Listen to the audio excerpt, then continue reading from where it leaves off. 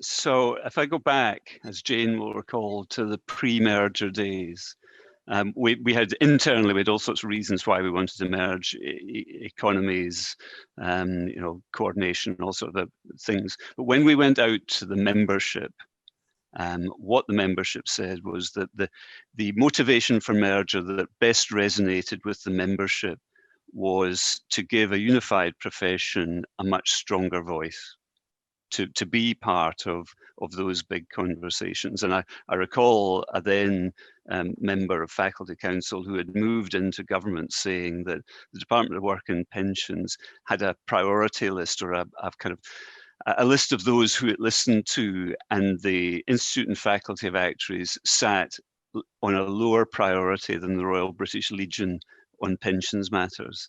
But that was how bad it was. Actuaries have a tendency to see glasses half empty. And I would say that if you look at the impact the profession has today compared with what it was those 10 years ago, it's come on enormously. And so I see the progress definitely in a glass half full or more than half full sense. So I would encourage you not to be downhearted about where you are today. You may well want to have even more impact in the future, but look how far you've come. The other thing I said, so one of the things I was going to encourage you to do was remain consistent. And when, again, Jane will remember, when we sat down and put together the first strategy paper for the Institute and Faculty, we had 5 pillars, and they were member support, education, professionalism, public affairs, and the 5th, which we insisted remained in, was as a learned society. And it's very interesting, Suee, to read your paper and see you re-emphasizing the learned society. And it seems, although you've got slightly different names for your 5 pillars today, they have remained constant. And it seems to me that that's absolutely right. You can't have if the strategy is worth anything, it's got to hold. It's got to have the stand the test of time. So all of that is positive. I wouldn't, we often fell into what I regard as the trap of thinking about the outlook for the profession. I think the key thing, if we're to remain member-centric, is the outlook for our members. And the outlook for our members is what they make of it. And our role is to remain relevant to them, to support them, to make the very best of whatever opportunities come their way.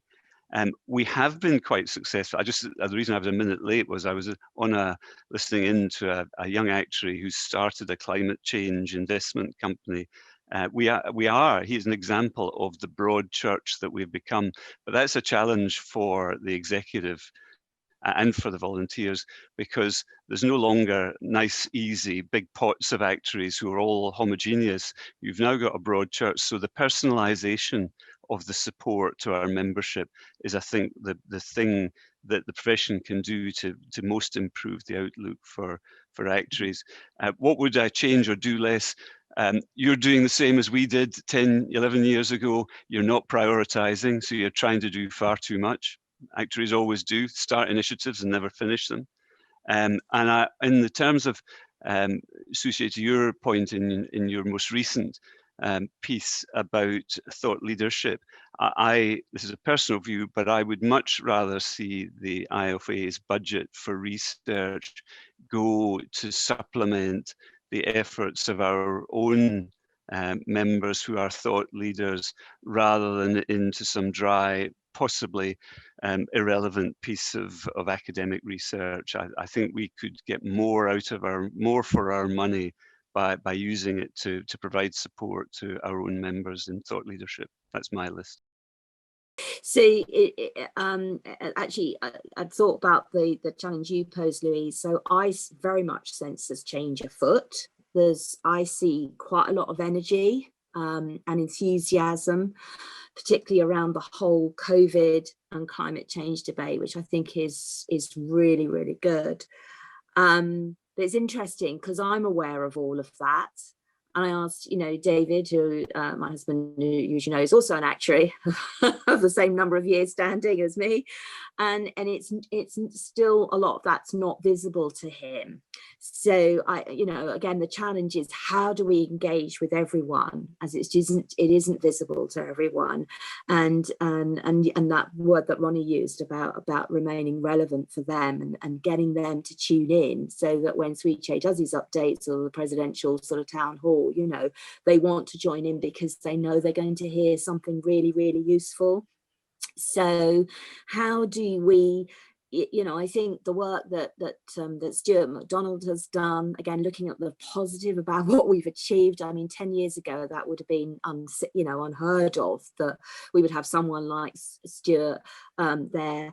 But so how can we create more of him in other areas and other expertise? And I know it's not just Stuart. I mean, he's the face of what's going on, and I know there's a team behind him, but nevertheless, he, not a lot of people know about what he's doing, even so there's that. I like the work that Stephen's undertaken in terms of really engaging with employers, and again, I think that's all part of the same journey about empowering them perhaps to do more, to take ownership of stuff, because it creates a bit more glue, and with the profession. So I think that's long overdue, that piece of work. I think we are trying to do too much as usual and not prioritising. So thinking about, well, how can we still achieve what we want to do, our real ambitions, but by working in partnership with others. I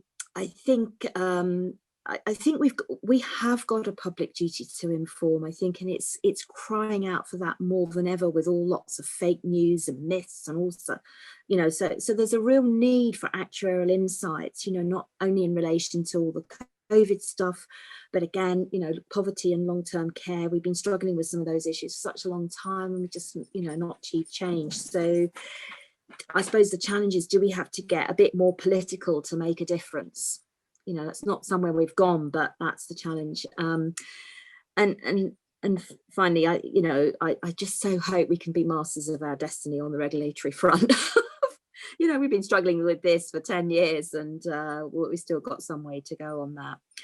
Finally, my last point is, I think the more of the digitization has been fantastic. I think we've stolen a march over so many of the other associations and getting all our exams online. I think we should be really proud of that and what we've achieved with that.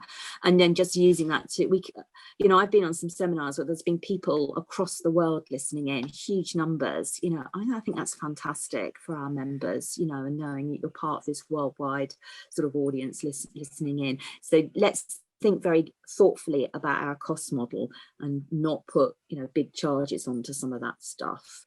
I know we've got to make money, but, I think actually, reaching out to members is actually really important. I'll stop there, or else I'll go on too long.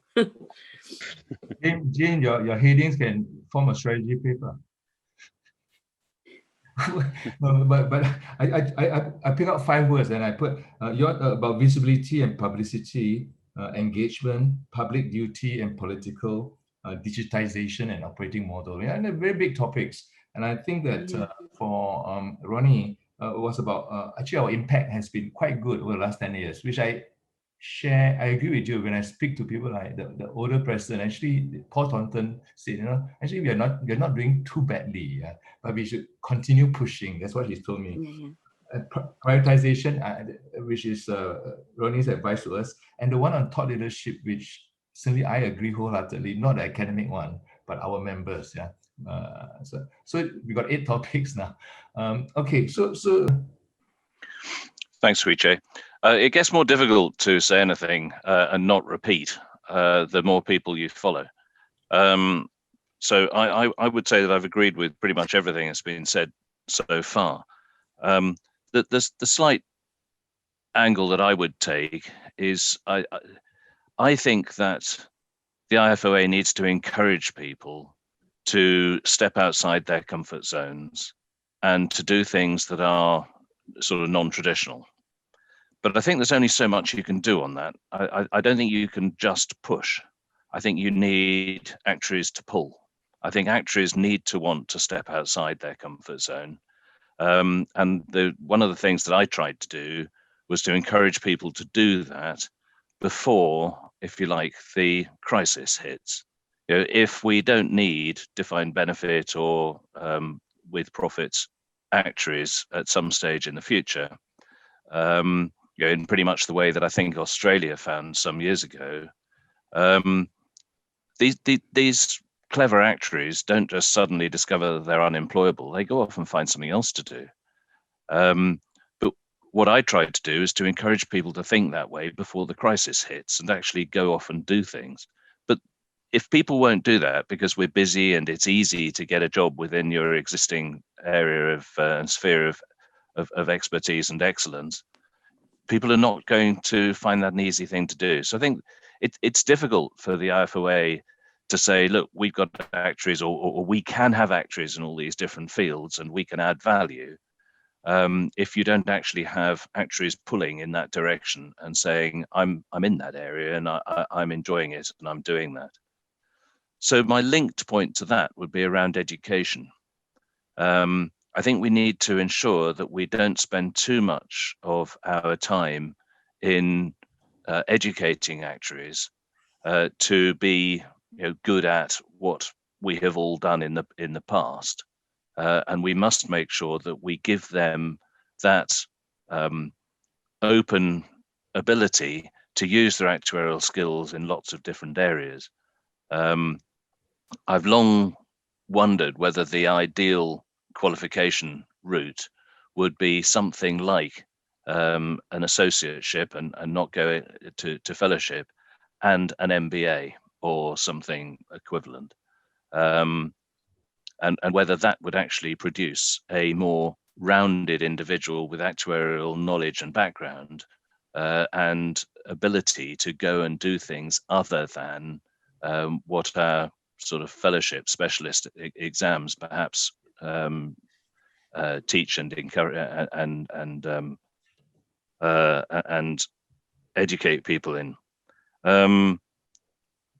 The other point that I would just say is I think we've long wondered how to increase our external voice and to be higher up the list than the Royal British Legion.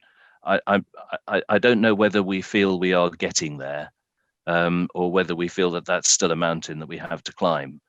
I don't see reports in the main press that the Institute and Faculty of Actuaries have said this about that subject, whatever the subject might be.